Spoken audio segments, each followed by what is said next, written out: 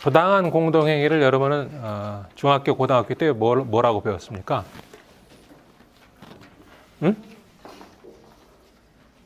담합이요? 그 영어 그 외래어로 된 용어가 있었잖아. 카르텔이라고 있었죠? 카르텔.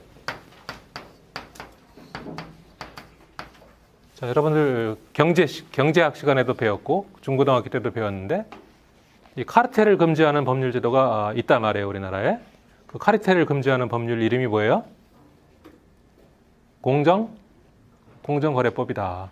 공정거래법에 카르텔이라는 말이 안 나오는데 어디서 규제한다는 거예요? 카르텔이라는 말 대신에 부당한 공동행위라는 말을 쓰고 있는 거죠. 자, A라는 회사와 B라는 회사 간에 서로 부당한 공동행위를 할 수도 있고, 또는 A, B, C 세 회사 또는 뭐 네 개의 회사, 이런 회사들이 합의를 해가지고 합의를 해서 가격을 올리자, 우리. 에? 가격을 올리자. 이렇게 합의를 하면 그냥 무슨 원가를 계산하고 당연히 올려야 될 만큼만 올린다면은 부당한 인상은 아니죠. 그러나 이런 회사들이 짜고서 야, 우리 좀 파격적으로 가격을 좀 올리자. 제품 가격을. 그래서 올려버리면 그건 좀 부당하지 않아요? 부당하지. 그래서 그것을 부당한 합의라고 그래요. 부당한 합의. 부당한 합의. 이런 회사들이 서로 짜고 부당한 합의를 해가지고 그래서 공동행위로 나올 때 합의를 통해서 공동행위로 나와야 되겠죠? 합의한 게 있으면 그 합의의 내용을 실천해야 되잖아. 그래서 공동행위라고 해요. 공동행위. 예를 들면 그게 뭐예요? 가격을 올리면 가격 공동행위가 되는 거고, 또는 가격 말고 거래 조건 같은 것도 있죠. 또는 공급을 제한하자. 우리 우유를 뭐 10만 리터씩 매일 생산했는데 5만 리터로 줄이자. 그럼 생산량을 줄여버리면 가격이 오르는 효과가 있겠죠? 공급량을 제한한다. 공급 제한 카르텔. 그 다음에 내가 경기도에서는 내가 팔 테니까 강원도에서는 네가 팔어. 제주도에서는 네가 팔고 서로 시장을 잘라먹게 하는 거예요. 그런 것도 하면 안 되죠? 시장 분할 카르텔.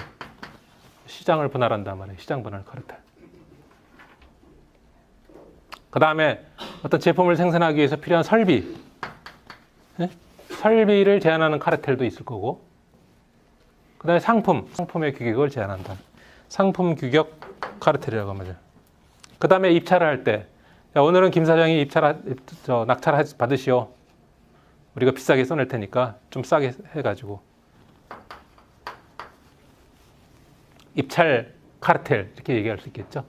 이런 내용들 가격까지 해서 뒤에다 카르텔을 붙여버리면 그 카르텔의 유형이 나오는 거잖아요. 그렇죠? 카르텔. 그래서 이 부당한 합의와 이런 부당한 합의를 통해서 공동행위로 나왔을 때 이것을 우리가 카르텔이라고 하는데, 카르텔을 우리말로 뭐라 그래요? 담합이라고도 하고, 담합은 사실 일본말이에요. 일본말. 단고 그래가지고 일본말인데 우리가 담합이라는 표현 쓰고 있죠. 순수한 우리말, 한자도 아닌 한글로 된 우리말이 있어요. 이게 뭐예요? 짬짬이. 짬짬이가 카르텔이라는 뜻이야. 카르텔. 부당한 공동행위라고 써 있는데 일단 행위로 나가기 전에 합의가 있어야 되지. 합의. 야, 우리 가격 올리자. 야, 우리 시장을 나누자. 제주도에선 내가 팔을게. 독도에 가서는 네가 팔어. 이렇게 얘기하면 시장을 분할하고자 하는 합의가 되는 거죠. 시장 분할 카르텔이 되는 거예요. 그런데 그렇게 합의만 하고 저 3일 있다 행위로 나가기로 했는데 행위로 나가질 않았어. 둘 다. 합의는 했는데 우리가 하진 않았어요. 자, 1,000원짜리 라면을 3,000원에 팔기로 합의를 했는데 아무도 안 올렸어. 그냥. 합의는 해놓고 안 올렸어요. 그럴 경우에는 카르텔일까요? 아닐까요? 결국 뭐예요? 이 행위로 나가는 거는 나가든지 말든지 상관이 없다는 거예요. 합의만 있으면 성립이 되는 거예요. 합의. 그래서 이게 이름이 잘못됐다는 거예요. 부당한 공동 합의, 이게 정확한 이름이고, 부당한 공동 행위, 그러면 이 행위가 있어야 되잖아, 행위가. 그런데 행위로 안 나가고 합의만 해도 카르텔이 성립이 돼요. 그래서 제재를 받을 수가 있다라는 거예요. 공동행위가 왜 부당하고 이런 공동행위를 왜 금지해야 됩니까? 자원의 분배라는 것은 사업자들의 자유롭고 공정한 경쟁을 통하여 가장 효율적으로 이루어진다는 것이 시장경제 원칙이다. 그런 것이 시장경제 원칙인데, 그런데 부당한 공동행위라는 것은 공급자 또는 수요자가 합의 또는 공모하여, 서로 합의하는 걸 공모라고 하는 거죠. 공모와 합의는 거의 비슷한 말이에요. 이러한 시장 원리를 봉쇄하는 행위로, 시장의 기본적인 원리를 봉쇄하는 행위가 되겠죠. 사업자가 10개의 사업자가 시장에서 제품을 공급하고 있는데 그중에 두 사업자가 시장 점유율의 합계가 굉장히 높은 두 사업자가 서로 짜고서 가격을 막 올렸다 내렸다 막 장난을 해요. 그런 거 시장의 경쟁 상황이 문제가 되겠죠. 그래서 그런 행위는 부당한 경쟁 제한적 효과를 가져오는 부당한 행위로서 금지되어야 마땅하다라는 게 이 부당한 공동행위 규제의 어떤 이유가 되는 겁니다. 기업의 결합의 관계가, A 회사와 B 회사가 결합한 관계가 내가 어느 한 그 동일인에게 속해 있는 그 같은 기업 집단 소속 회사인지, 아니면 요 라면 회사가 라면 값에 대해서만, 가격에 대해서만 서로 합의한 그런 단순한 그 협동 관계인지, 아니면 그거하고 그거가 좀 중간에 적절히 혼합된 그런 것에 따라서 카르텔, 트러스트, 콘체른, 이렇게 세 가지가 있었죠. 기업 집단, 즉 재벌이라고 하는 그 개념은 그 셋 중에서 어디에 해당이 됩니까? 콘체른에 해당이 되는 거죠. 지금 공부하고 있는 것은 이게 카르텔이고, 그 다음에 트러스트라고 하는 거. 트러스트라고 하는 것은 이 카르텔보다는 좀 더 결합력이 강해요. 이런 행위가 어디에서 많이 유행을 했냐면 미국에서 유행을 많이 해가지고 19세기 후반에 미국에서 많이 유행을 해가지고 그것을 금지하기 위해서 법을 만든 것이 바로 엔티트러스트 로다, 엔티트러스트. 그래서 부당한 공동행위 금지 유형 106쪽에 보면 가격을 결정 유지 또는 변경하는 행위, 상품 또는 영역의 거래 조건, 상품의 생산, 출고, 수송, 거래 제한이나 영역의 거래를 제한하는 행위, 거래 지역 또는 상대방을 제한하는 행위, 설비의 신설을 방해하거나 제한하는 행위, 상품이나 상품의 종류, 규격을 제한하는 행위, 또 영업의 주요 부분을 공동으로 수행 관리하기 위해서 회사를 설립하는 행위, 입찰 또는 경매에서 그 낙찰에 관련되는 내용을 합의하는 그런 행위 등을 부당한 공동행위의 금지 유형으로 규정을 해놓고 있습니다. 그거 중요한 내용이죠.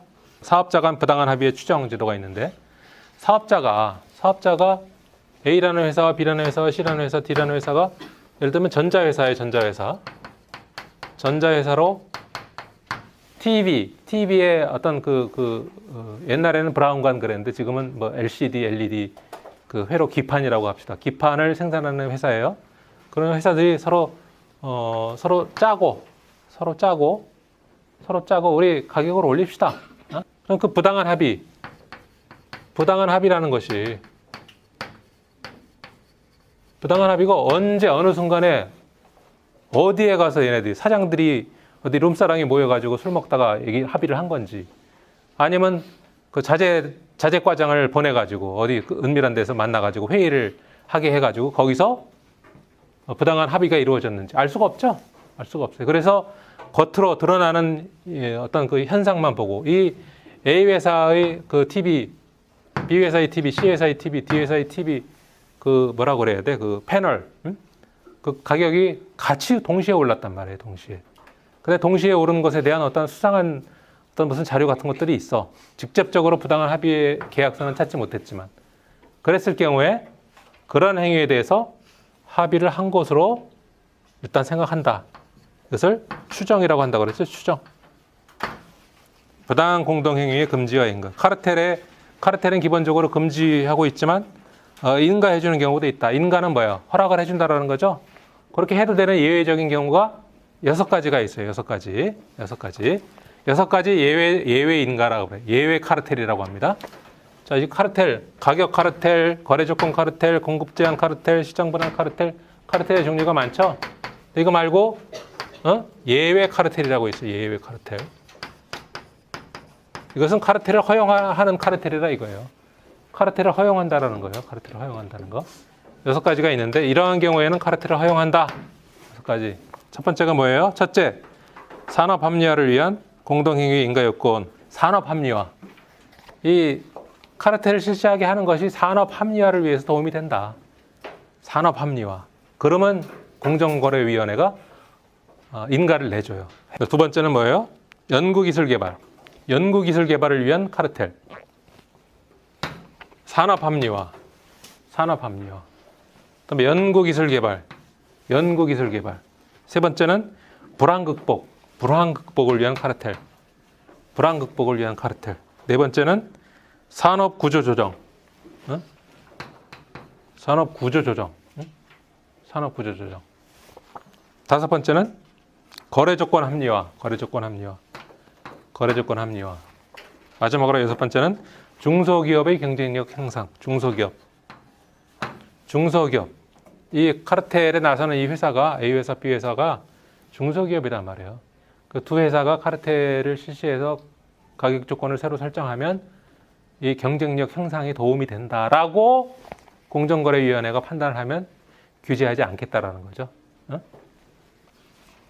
자, 그래서 어쨌든 부당한 공동행위, 카르텔 금지 규정을 위반한 회사에 대해서는 공정거래위원회는 시정조치와 과징금을 부과하고 이것으로 부족하다고 판단이 되면 벌칙을 적용하기 위해서 검찰에 고발할 수가 있다. 검찰에 고발할 수가 있다.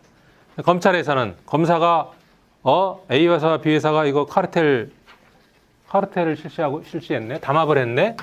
그럼 얘네 A 회사와 B 회사, C 회사, D 회사가 담합을 했다라는 사실이 밝혀지면 얘네들 검찰이 불러가지고 사장들 다 집합해 해가지고 형사처벌하기 위해서 기소를 할 수 있어요, 없어요? 없어요. 무슨 제도 때문에? 전속 고발권. 네. 전속 고발권. 전속 고발권을 폐지하네 만에 지금 그러고 있는데 실천에 잘 못 옮기고 있어요.